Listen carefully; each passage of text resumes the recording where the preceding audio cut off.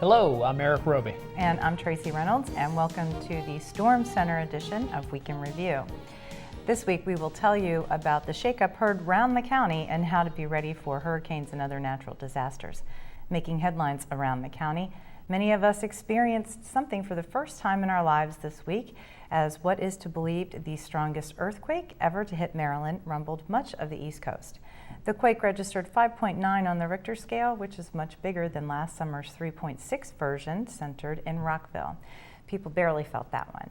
This one was very different. People in office buildings reported a swaying feeling, and household items fell from the shelves of supermarkets. County office buildings and schools were evacuated. Cell phones didn't work for a good half hour because of all the activity. And the good news is that there were no major injuries or damage reported. County Executive Leopold said of the event, "We were relieved that no one was hurt in this unusual event. The important thing was that our public safety officials followed long-developed plans and we were able to communicate effectively with the public." So far, 4 aftershocks have been reported, although they were barely felt, if at all. Well, that was the dress rehearsal, folks, because we're in the Storm Center and it's hurricane season. And hurricane season has sure started off with a bang this year. We want to make sure that you have all the information you need to be prepared.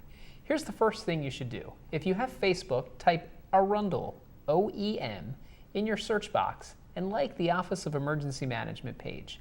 That will get you set up for regular updates on your mobile phone. Earlier today, we left the Storm Center to enter the Emergency Operations Center, where the county coordinates its responses with the state and federal authorities. We talked to Captain Hodge about how the county gets ready. As we've been talking about all episode, the main focus here in Anne Arundel County is focusing on the impending hurricane that's coming our way. We're joined today with Captain Erik Hodge, Director of the Emergency Operations Center here. Captain Hodge, your folks have done a lot of work so far to prepare for this storm. Can you tell us a little bit about some of the things that you've undertaken to keep the county residents safe? Certainly. As you know, the storm track is changing, and it has actually moved west, which increases the rainfall amounts, the wind speeds that the county is going to see.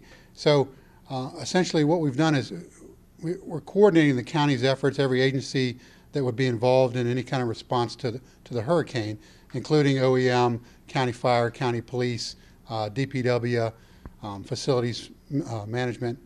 And essentially we're doing some pre-planning or staging for certain events, and one of those is for shelter operations.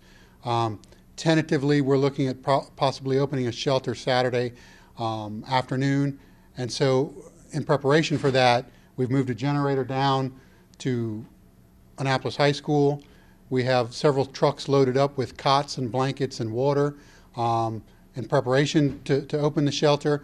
We're not going to stage them at the school, just in the event that the school gets hit by the hurricane. We don't want to have all our cots in there. So they'll be standing by. Once we have a firm grasp on the track, we'll move them into Annapolis High School, or we'll move them to another high school. One of the other things we're looking at is standing up the EOC. Obviously, that's the Emergency Operations Center. Tentatively, we're looking at opening that up Saturday afternoon. That will run probably 12-hour shifts for at least 24 hours, if not more.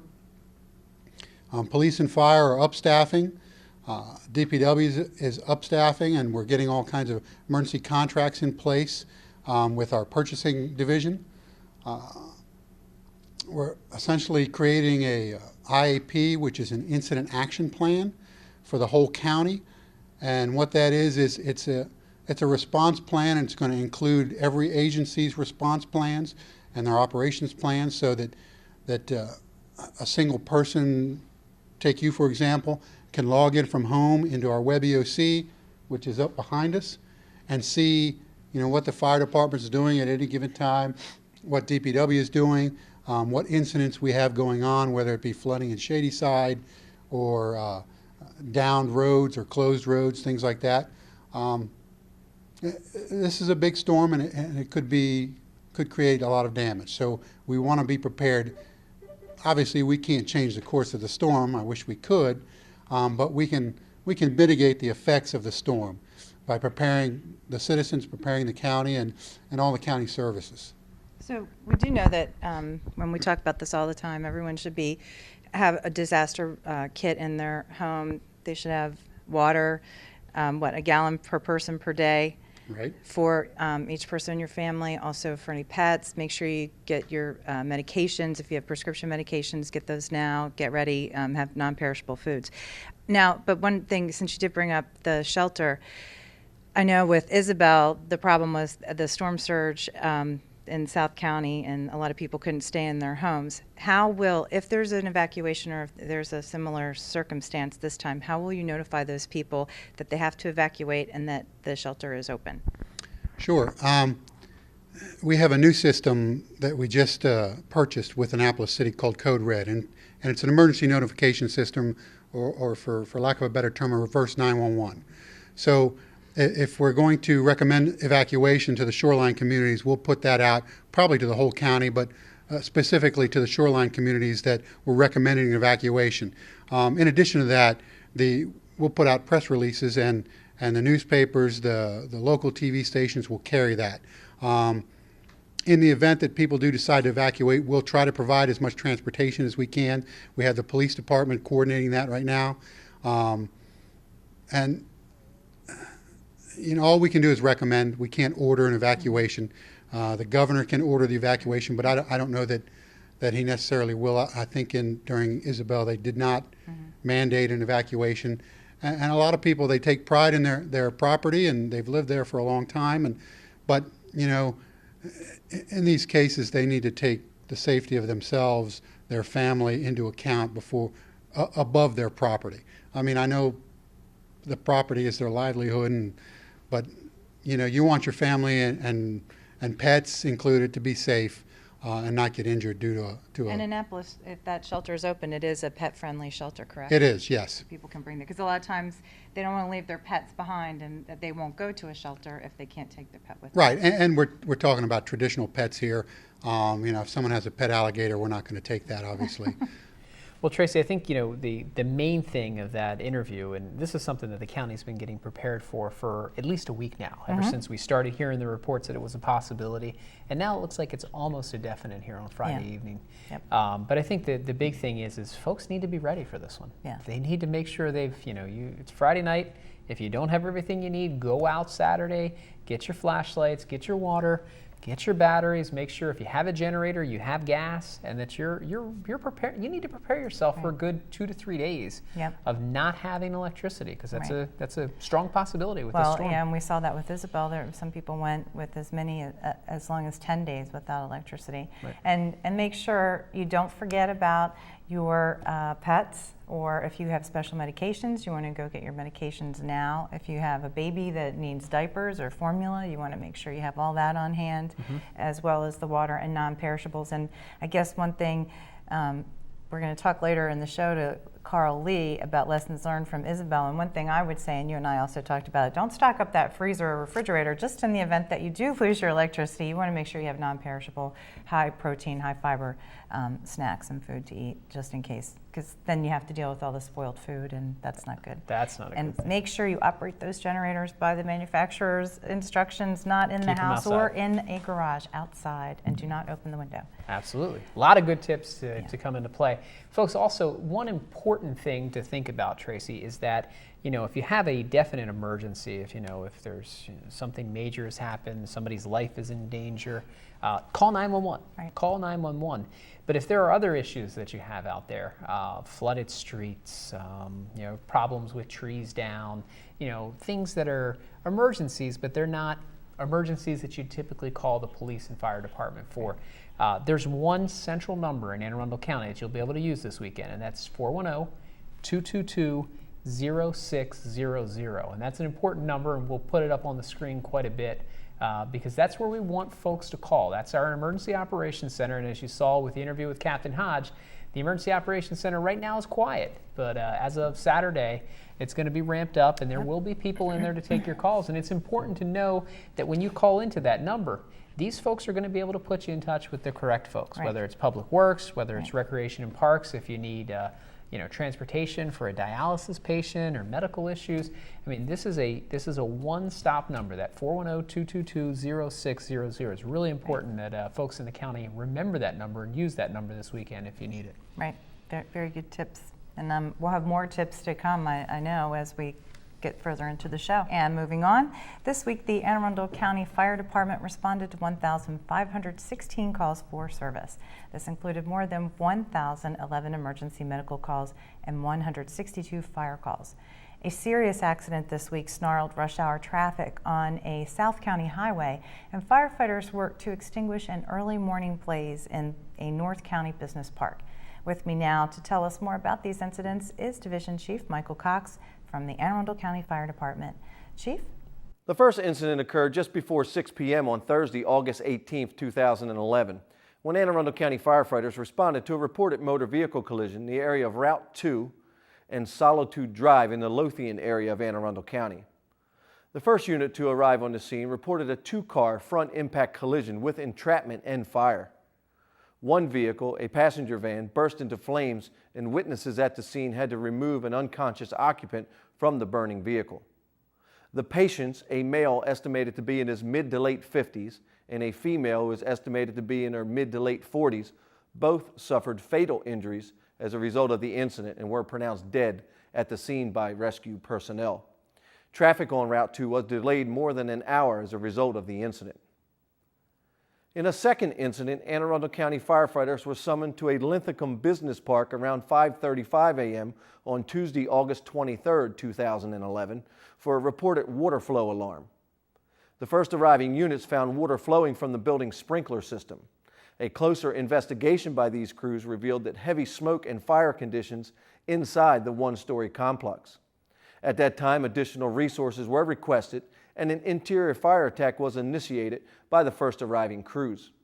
In all, it took more than 50 firefighters from Anne Arundel County, Howard County, and BWI Airport Fire and Rescue about 40 minutes to bring the two-alarm incident under control. The fire, which originated on the interior of the vacant building, caused an estimated $5,000 in damages. The exact cause of the fire remains under investigation. Thank you, Chief. County fire investigators and code enforcement officials advised that the fire originated in a roll-off dumpster that was illegally placed inside the vacant space. Our community spotlight shines brightly this week on Linthicum and Glen Burnie. First, we'll go out to Glen Burnie to find out about Family Fun Day. Mark Chang. Thanks. I'm over here on this beautiful August day on Furnace Branch Road over at the Abundant Life Church grounds. And with me today I have Liz Wagner, who is the Community Outreach Consultant for the church, and also Mr. Bill Reams, who is the Community Outreach Director. And they have a great event coming up this Saturday, August 27th, and it's the Super Saturday Kids Carnival. And first of all, I'd like to start off with you, Liz. Tell us about this carnival. This carnival has been going on for a while in our community. Purposefully, we do it because it's free. Everything we provide to the community, the food, the games, the rides, we have community connections inside, putt-putt golf, all of it is free. One and all come, enjoy it. They'll have a blast. We have a few prizes, but the big attractions really get the kids going. So we invite you to come. It's from 11 to 2. Right here on the church grounds. We do provide valet parking, so you want to take advantage of that. It is a busy day, and we have over 200 volunteers possibly, and we usually have about 1,400 to 1,500 people in attendance. Wow, that's awesome. And what is the address here? The address is 7305 East Furnace Branch Road. That's Glen Burnie 21060. Great, and right near it looks like Point Pleasant Road. It is, that is correct, in Margate, between Margate and Point Pleasant. Great, thanks, Liz. And Liz, you got a really cool shirt. Can we see the back of that? Absolutely. Look at that. Awesome, awesome. Well, that's a really cool shirt. Well, Liz, it's always great to see you out in community. I know you work very hard for your community and our community, and great to see you out here all the time. And now I'd like to jump over to Bill. Bill, great for coming on the show. Thank you. Thank you. And I know you, as a director of community outreach, I'm sure you're hopping. And anytime in our role over at the Office of Community and Constituent Services, we always see your team out in force. either doing beautification projects or different social service projects out there. Could you tell the folks out there who are not familiar with Abundant Life Church and your team what other projects you all do and how people can get involved? Well, we do a monthly Serve Fest, we call it, where we go out into the community and do just general acts of kindness. We give away water. We'll do little, like you say, beautification projects, stuff like that. So we do that once a month. The next big event we have is called Make a Difference Day, where it's our National Day of Doing Good, where we're going to do, we've got some really cool things going on. We got Extreme Makeover going to happen in one of the schools. I can't tell you because it's a secret, so it's going to be a big surprise. We're going to be doing some beautifications in some of the other schools as far as landscaping, that type of thing. And we have like just a bunch of things that's going to happen on that day. So that's the two big things we got coming up after the Kids Carnival. Great. And for more information for the folks out there, how can they get in touch with church or you? Well, you can go to our website, which is www.abundantlifechurch.us, or you can reach us at our phone, which is 410-761-9075. Okay, great. Do you have an email address? Yes. bream at abundantlifechurch.us. Okay, great. Well, I'm sure if they check out the website, they'll be able to see all the information on there. Okay, great. Well, again, it was great having both of you on the show, and keep up the great work, and thank you for all that you do in our community. And you heard it, folks. It's going to be a great time over on Saturday, August 27th, coming up real soon. And also, if you can't make the event, but you also want to get involved with this great team of folks out here, please visit the website or contact them. And back to you in the studio. Thanks, Mark. Later in the broadcast, Mark will be joining us from Linthicum to discuss another upcoming community event. And there's more Week in Review to come. Take a look at the community calendar for what is happening around the county. Stay with us. We'll be right back.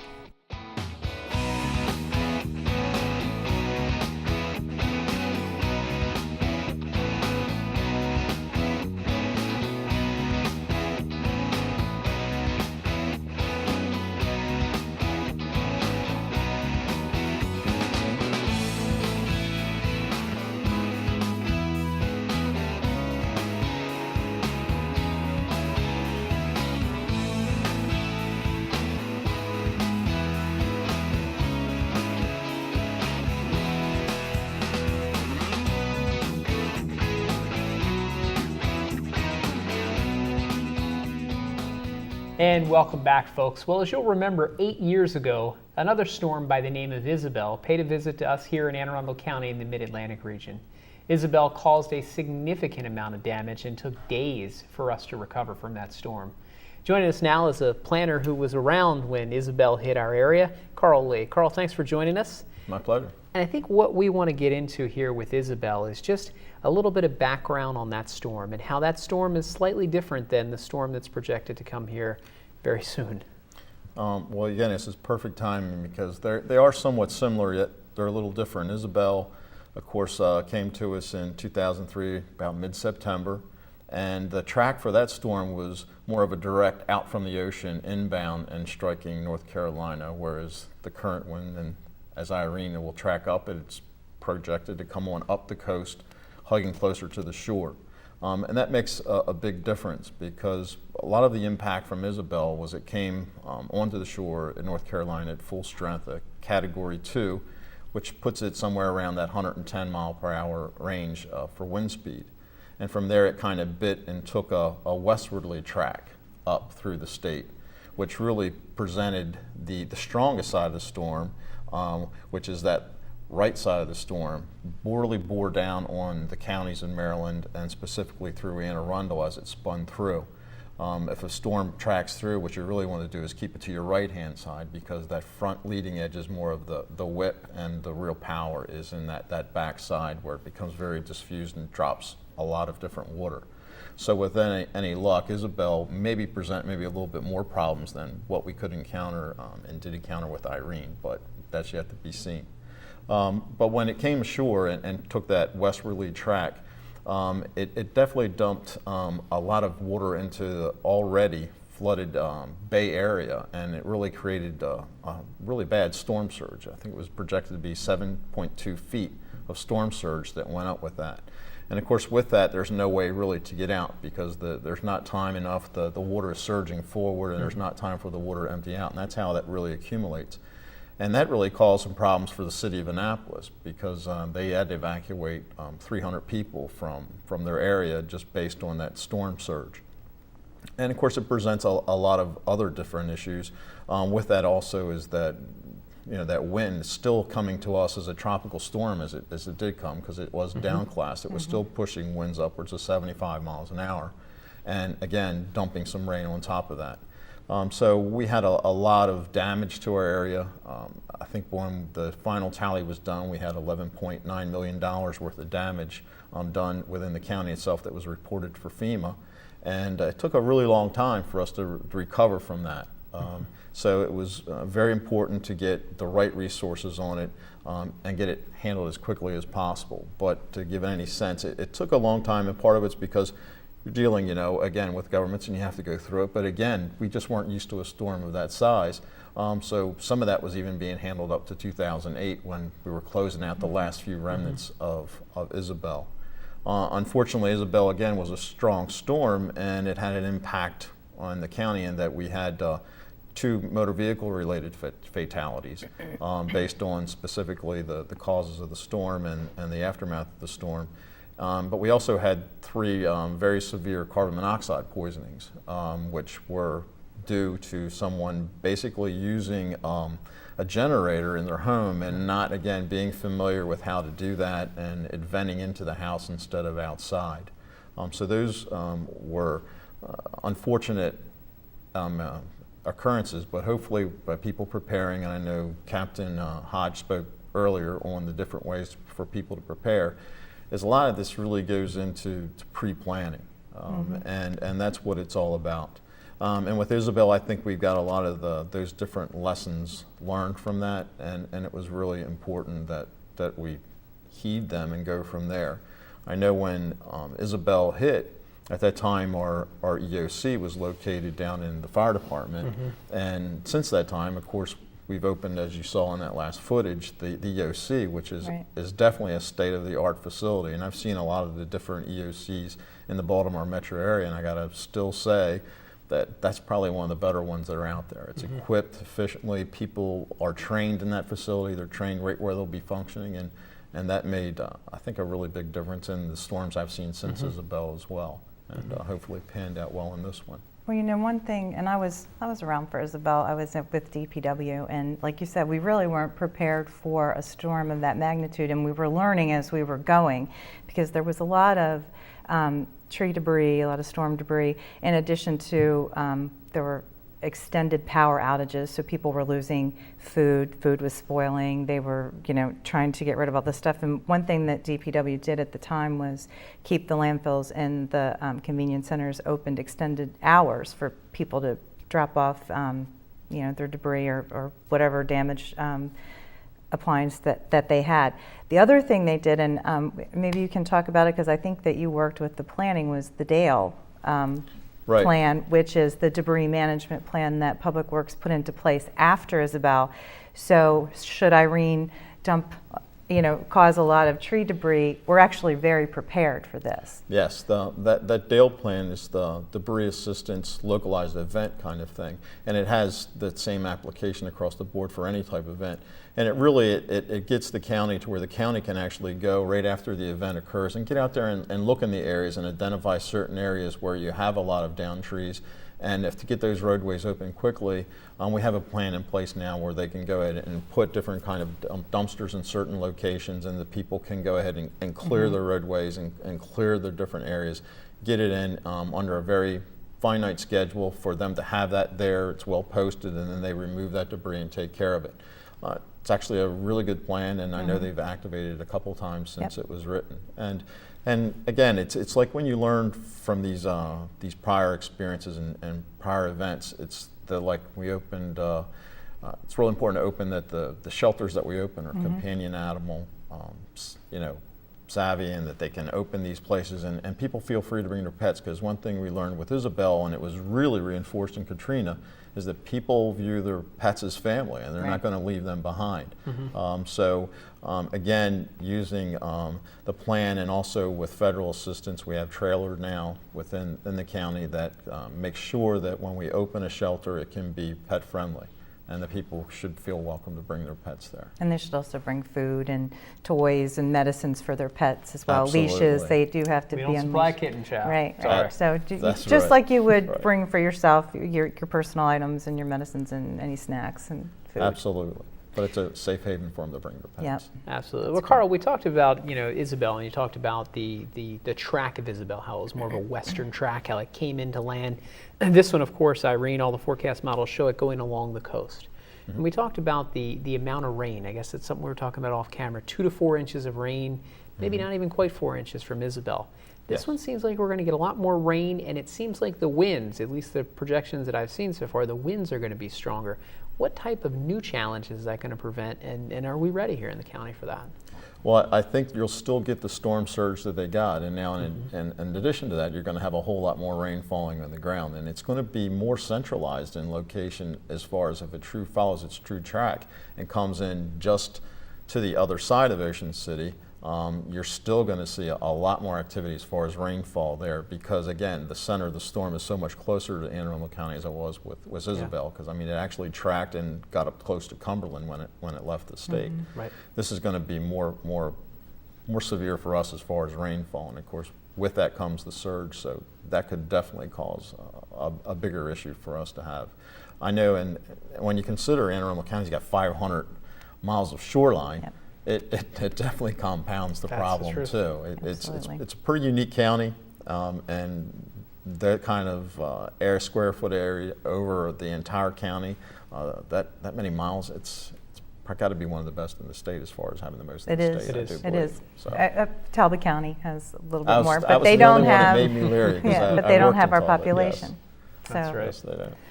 Well, Carl, thanks for coming on and joining us. I know you've got a big weekend ahead of you. You got a lot of things going on. The storm's going to be on everybody's mind out there. So thanks for taking the time and talking to the citizens of the county, and hopefully giving you folks out there a little words of wisdom, a little historical lesson on Isabel, a little bit of preparedness. The bottom line in the segment that we've done here throughout the first portion of this show is be prepared. It looks like right now that storm track is online to create problems for us Saturday into Sunday. Be prepared. Don't wait till the last minute. Make sure that you've taken care of all your needs. We're going to post up here after this interview some important contact numbers, the Office of Emergency Management, numbers for potential shelters that could be opening up, ways that you can help your family stay safe during this storm. So, folks, we hope that we don't get the worst, but if we do, let's make sure we're prepared for it. We're going to go ahead and take a break, and we'll be back with more Week in Review after these messages.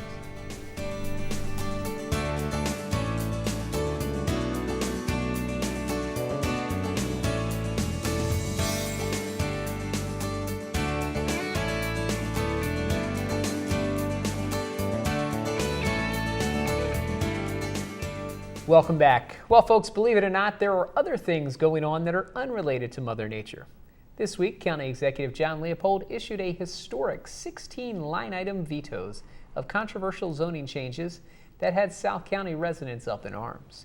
The vetoes are part of a comprehensive review of zoning designations that happen every 10 years. It's a chance for property owners to seek permission, allowing them to increase density or commercialize their parcels. Among the many requests denied by the county executive are plans to put a car dealership on Route 2 in Edgewater near the Edgewater Beach community, and an allowance to convert a Lothian trailer park into townhome zoning. County Executive Leopold said he was drawing a line in the sand at Route 214 as the southern boundary for commercial growth. Keeping South County rural is a promise I will not break. The council approved changes that are counter to sound planning principles, said Mr. Leopold. Now the lobbying effort is underway to sustain the executive's vetoes. A vote of 5 or more council members can override the vetoes and set the proposed zoning changes in law. Citizens groups, including the Growth Action Network, are flooding the phones and emails with requests for councilmen to maintain the rural character of South County. Mary Felter talked with Mary Chaput about the upcoming Caregiver Wellness Day. Mary. Thank you. Today my guest is Mary Chaput, who's the director of the National Family Caregiver Support Program, as well as the Respite Program at the Department of Aging and Disabilities. I asked her to come to the program today because she is planning a Caregivers Wellness Day in September. We wanted to let the public know all about it. Welcome to the program. Thank you for having me here. This is an opportunity coming up, and who should attend this 10th annual Caregivers Wellness Day? Mary, anyone who is taking care of a family member, whether it's an elderly person or whether it's a child, anyone who is taking care of a neighbor, a spouse, anyone that they're giving caregiving for that they're not being paid for. This is for the unpaid, non-professional caregiver. And it's free? It's a free event. We ask people to register in advance so that we can make sure we have enough materials and enough seating for everyone. But it's a free event, and we're very excited to be able to provide this for the caregivers, to give them a chance to have a day free of stress and caregiving. And how do you define what a caregiver is? Well, again, it's that unpaid non-professional who is caring for a family member, most generally, although sometimes we get folks who are caring for a neighbor or for a friend. So it's a very wide encompassing definition.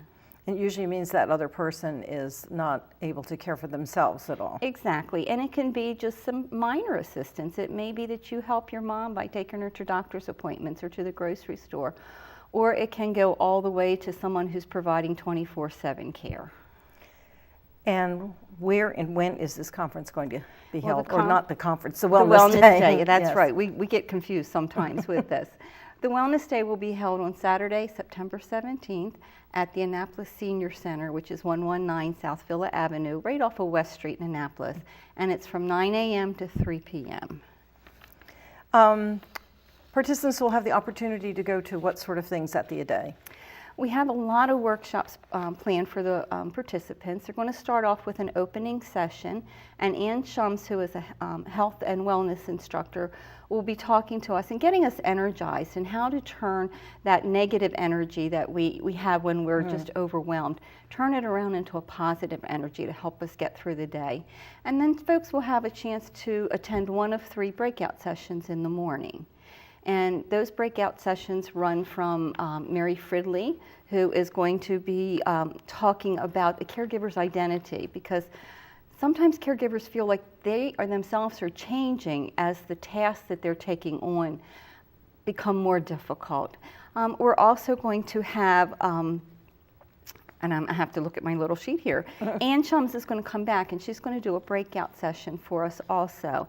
And again, she's going to be talking about how to turn that stress around and not let the stress control us as we go through the day. Yeah, is my stress the boss of me kind of attitude. Exactly. And then our other session in the morning is going to be facilitated by Ann Caldwell. And Ann is a nutritionist, and she works at Anne Arundel Medical Center's Wellness Center. And Ann's going to be talking about nutrition for the caregiver. So again, we're placing our emphasis this day on caregivers taking care of themselves. Following the breakout session, you're going to have a lunch and some entertainment? That's correct. We're going to have a very nice buffet lunch served. And the entertainment, we're bringing back Jerry Roman, and anyone who has come to our Wellness Day before will remember Jerry because he's been with us now for a number of years. And we bring him back because people seem to really enjoy his piano playing during the lunch period. And he plays some nice relaxing music, but he also gets folks having some fun with some little games and trivia activities that he'll be doing. Well, in the afternoon, we have those other 3 sessions, and it looks like they're going to be some exercise, music, or yoga, so you're going to continue the relaxation. Exactly, and it's, again, taking care of themselves. And so we have Carolyn Sonnen, who is a music therapist, and she's going to be talking about how to use music. So folks who enjoy listening to music, whether it's, music's from the 40s and 50s or music's from, this current period, how can you use that music to help you relax? We also have a physical therapist coming, and his name is Brian Gallagher, and he's going to be doing some important exercises on flexibility and balance. And I know a lot of us get a little concerned as time goes along, particularly on balance, and we don't want to fall. So we want to make sure that somebody's there showing us how to maintain our balance. And then With the yoga one is coming Exactly. up. That's one of my favorites. Valerie Weatherd is a yoga instructor, and Valerie is coming back and repeating something that she's done for us in the past because, again, it was so popular. So she's going to be presenting Relax and Renew. And how will you end the day? Mary Fridley coming back? That's exactly right. Mary Fridley's going to close the day, and Mary's going to be talking about the gifts of caregiving. And I know some of our folks might be kind of rolling their eyes as I say that, but what we find out is when people finish their caregiving journey, they often come back and tell us what things they learned from that and how grateful they are to have that experience. So Mary's going to be kind of pointing some of those things out that people can maybe recognize as they go along the journey. So this sounds like a great way to de-stress. What do people do to register for this? They can register online, www.aacounty.org/aging, or they can give us a call at 410-222-4464, extension 3043. If I want to come to this, but I am a caregiver and I have someone I'm taking care of, I'm going to need some respite care. What do we do about that? Well, we've thought about that, and we have two solutions for you. If your loved one can leave the home, Active Day Center in Pasadena and Active Day Center in Annapolis are providing free out-of-home care. Oh my goodness. But you do need to register by September 12th. So the phone number for Active Day in Pasadena is 410-255-2879, and Active Day in Annapolis is 410-573-9100. Now, if your loved one isn't able to leave home, when you register, you want to let us know that you need in-home care. And again, we need to know that by September 12th so that we can contract with an agency to send someone out so that you can get out of the house that day. That's really remarkable and going to certainly help families a great deal. So. I know you have some other sponsors besides Active Day. Did you want to mention those? We're very happy to have Heritage Harbor Health and Rehabilitation Center joining us this year. So they're our main sponsor this year, and we also have both Active Day and Sandy Spring Bank are partnering with us on this event. Well, I know that you can't endorse any particular business, That's but right. we're very grateful for that because it makes it possible for you to put on this event without That's any correct. charge. That's correct. Including for the food. I mean, that's just remarkable. It's a great day. And I think we got the registration. This is a good time for caregivers to take a little bit of care for themselves, correct? It is, and we've heard from people who have come to this in the past that not only did they enjoy the day and they had a good time and they made friends, but they were able to take home some of the things they learned from de-stressing or from nutrition and make use of it to help take care of themselves at home. Well, let's repeat the date that this is happening so people can plan ahead. Okay, it's September 17th. That's a Saturday. It's from 9 a.m. to 3 p.m. And I do want to put a little reminder here too, Mary, that if folks get there before 9:30 to register, they have a chance to win that day some great alternative therapy sessions. So we're going to have some massage therapists there. We're going to have hand massage, acupuncture, and healing touch. So if they get there before 9:30, they have a chance to win one of those sessions. What a nice reason to get there early. Well, thank you very much for coming on the program today and letting people know about the 10th Annual Caregiving Wellness Day. Thank you for having me. This is Mary Felter, spokesperson for the Anne Arundel County Department of Aging and Disabilities, and we've been talking on Week on Review about the Caregiver Wellness Day. Back to the studio. Thank you, Mary. Again, Caregiver Wellness Day is set for September 17th in Annapolis. In this week's Police Beat, Justin Mulcahy joins us to talk about an armed robbery that occurred in West County. Justin. Thanks, Eric. When officers arrived on scene, they learned that 4 juvenile victims were sitting on the front porch when 2 male suspects approached them and demanded money and property. 3 of the victims ran into the home and the suspects subsequently followed. One suspect forced a victim onto the sofa where he displayed a knife and announced a robbery. And that's while the second suspect ordered the other victims to the basement and implied that he was armed with a firearm. Now, during the incident, the suspects took money from one of the victims before fleeing the residence. Several officers canvassed the area and actually located the suspects nearby walking. This was a short time later. And they were later positively identified as being responsible for that robbery. Both suspects were arrested and charged with burglary, robbery, assault, also related charges. The first suspect is Vincent Joseph Adiyeye, age 16, of 528 Meadow Mist Way in Odenton. He was charged as an adult. The second suspect was 20-year-old Isaac Abiola Alugbemi, also of 528 Meadow Mist Way in Odenton, Maryland. We're going to move on now to our second incident. That one took place on August 20th, about 9:22 in the evening. And that's when officers from the Northern District responded to the Citgo gas station located in the 700 block of Hammonds Ferry Road in Linthicum. The call came out as an armed robbery of the business. When officers arrived on scene, they spoke with the store clerk, who indicated that a male suspect entered the store and requested to use the restroom initially. The clerk subsequently retrieved the key to the restroom. That's when the suspect displayed a handgun and announced a robbery. The clerk complied with the demands, turned over money to the suspect, who fled the scene in what was described as an older model, full-size brown pickup truck. Several officers searched the vicinity but were unable to locate the suspect, who's being described in this case as a white male about 5 feet 8 inches tall. He was unshaven with dirty blonde hair, last seen wearing a t-shirt and blue jeans.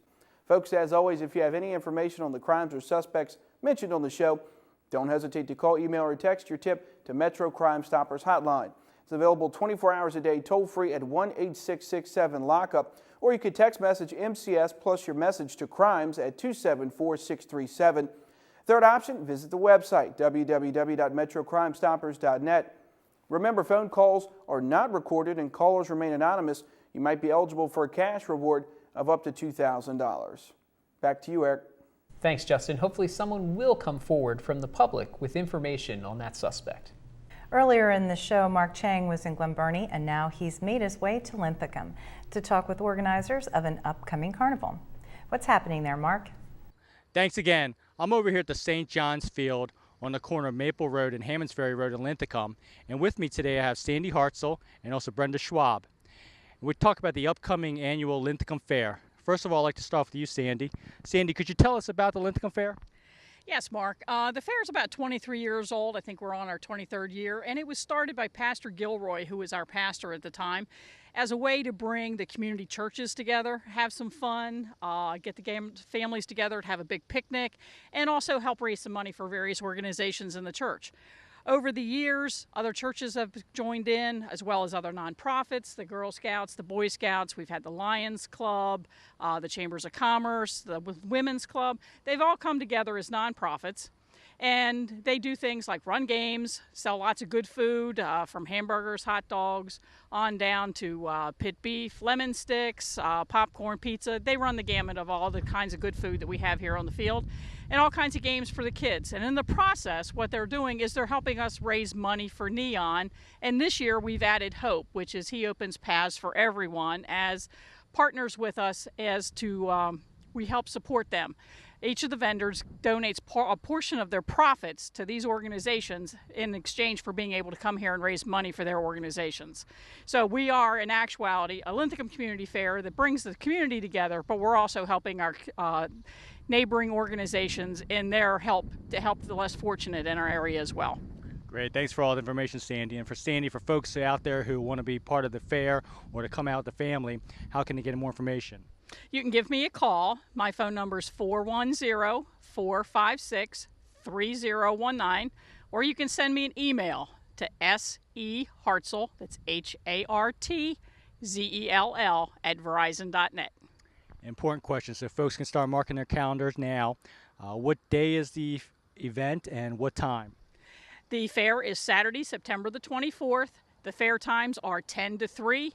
But we have a parade that starts up at Lindale Middle School at 9 o'clock, makes its way down Hammonds Ferry Road, and reaches the fairgrounds about 9:30. And it has usually 50-some units in it with bands, fire trucks, Girl Scouts, Boy Scouts, all kinds of various organizations with floats. And our theme this year, because of the 10th anniversary of 9/11, is Lest We Forget. So we're going to have a patriotic theme to the fair this year and celebrate and remember 9/11. Sandy, thanks so much for organizing this fair and for all that you do in the Linthicum community. Really appreciate it. Now I'd like to jump over to you, Brenda. How are you doing? I'm fine, thank you. Great. And you're the chairwoman of the craft portion of the fair? Yes, the crafters. We have between 35 and 40 crafters every year. It's not a craft show by itself, but as part of the fair, the crafters pay a fee to have a booth here. They do not contribute any of their profit, but they do pay a fee. And we have crafters that come from as far away as Pennsylvania. We have a number of crafters that are local. At least 3/4 of our crafters come from Brooklyn Park, Glen Burnie, and Linthicum. And the special thing about this fair is all of the items are handmade. We have no pre-bought or just a few things added to them. Every item is handmade, and we have a great variety. We have crocheted items, we have blankets, we have window screens that have been painted, we have pen and ink drawings of local buildings, and we have a gentleman who does oil paintings. We have all kinds of crafts that are available, and we are always looking for new vendors. So if anyone would like to be a crafter, they can call Sandy's number and leave their information there, or they can email me at bschwab@aol.com, and it's BSCHWAAB. Great, Brenda. Thanks a lot. I know in the past I've stopped by your booth and seen very, very nice crafts, and look forward to coming by again to see your booth and then also the other booths that will be here. Thanks again, Mark. We hope everyone can make it out to both the Glen Burnie and Linthicum events. That's not all, though. It's also time to get ready for fall and winter sports. Carolyn Ryan is in the Recreation and Park Spotlight to talk about their fall guide to activities. Carolyn. Thanks. I'm Carolyn Ryan, and this is Wendy Scarborough, and we're here at the Recreation and Parks headquarters to tell you a little bit about the new program guide, our new fall and winter program guide. And if you're familiar with the program guide, you know that it is just a wealth of information. And if you're not familiar with our program guide, we're going to give you some information about it. This is what it looks like. This is our new fall and winter 2011 program guide, and it is filled with information about all of our facilities, our regional parks, some of our smaller parks. There's information about our swim centers, our recreation centers, and our hundreds of programs and opportunities for you to get involved. We have programs for anything from sports to fitness to arts and crafts and everything in between. All ages, programs for seniors, all the way down to young children, adaptive programs, and everything in between. And we're very excited this year. In an effort to go a little bit green, what we have done is we have actually combined our fall and winter programs so you can do a lot better planning for your seasons. We're very excited also with the number of programs that we have and the fact that now our online registration is up and running. You're able to go online to register. You may also register at our North County, South County rec centers, as well as both of our aquatic centers. And here at 1 Harry S. Truman Parkway, you're able to walk in and do your registration and walk out with a program that suits your needs. And because we've combined the program guides, we also have a lot of information online as well. So you can go to www.aacounty.org/recparks. You get more information about our programs, more information about registering. You can register online. You can also call our office here if you have questions about the guide or you have questions about how to register online at 410-222-7313. And we always have smiling faces in here ready to help you. Thanks. Back to you guys in the studio. Thanks, Carolyn. All right, you're ready, right? You ready for the storm? I'm as ready as I'm going to be, I tell you. My kids are really looking forward to it. It's kind of interesting that, you know, they don't know what hurricanes are. They're 5 and 3, but they... and they're not afraid, it doesn't They're sound not like. afraid. They're ready for this. They think that we're going to have a big camp out on the living room sofa make it and fun, the floor. yeah. I guess it's going to be fun. But they're even telling me what they need. They need their flashlights. They need to make sure we've got enough water to drink, and the cats have enough water to drink. Good. So they're kind of getting in on this preparedness thing. So, folks, if 5-year-olds and 3-year-olds can do this, so can you. Yeah, do it. Do Get it ready. now. Yep, definitely get ready. I'm ready. I'll be in the EOC, taking my shift in the EOC. So hopefully everything will be good for us. We have a generator, so if the power goes out, we'll still have power. Yep, and remember that number, 410-222-0600. We're going to say it a lot. We've said it a lot. Yeah, on the we show. have We're said gonna it a say lot. it some more.